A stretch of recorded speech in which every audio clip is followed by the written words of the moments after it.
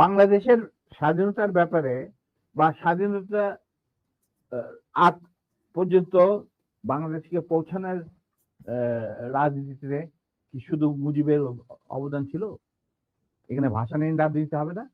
ফজলুল হকের নাম নিতে হবে না? ফখরুদ্দীনের নাম নিতে হবে না? বলো তুমি পরিষ্কারভাবে। কেন? তাহলে মুজিব কিভাবে জাতির পিতা হবে? একমাত্র মুজিবই কি বাংলাদেশের ঠিকাদার? না, আমি সেটা মনে করি না। মুজিব তো কোনোদিন স্বাধীনতা চাইনি বাংলাদেশের জন্য। He never wanted that Bangladesh should be independent. Agartala ষড়যন্ত্র মামলা টামলা এই সমস্ত আবল তাবল কথা বলে, কিচ্ছা বলে। আসল কিচ্ছা তো আগরতলা মানে স্বাধীনতার কথা সেনাবাহিনীর এক তরুণ অফিসার প্রথম চিন্তা করেছিল। তিনি ছিলেন কমান্ডার মোয়াজ্জেম হোসেন, পাকিস্তান নেভির চৌকুশ অফিসার।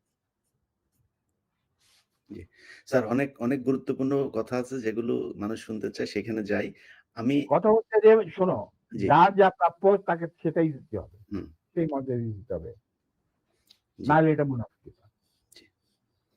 না, আমি আপনার কাছ থেকে আমি ধারণা করছিলাম যে আপনি হয়তো শেখ মুজিব সম্পর্কে অনেক বাজেভাবে কথা বলবেন। কিন্তু আমি আপনার রেসপেক্ট এবং শালীনতা দেখে খুবই অভিভূত যে আপনি যথেষ্ট সম্মান নিয়ে আওয়ামী লীগের শেখা উচিত যে মেজর ডালিম সম্পর্কে তারা যা শুনেছে এতদিন, সেই মেজর ডালিম একবারও শেখ মুজিব সম্পর্কে বাজে কোনো ভাষা বলে নাই বা তাকে নিয়ে কটাক্ষ করে কোনো কথা বলে নাই। যাই হোক, তো আমরাও স্যার এটাই বলে আসছি যে আমরা কাউকে অসম্মান করতে চাই না।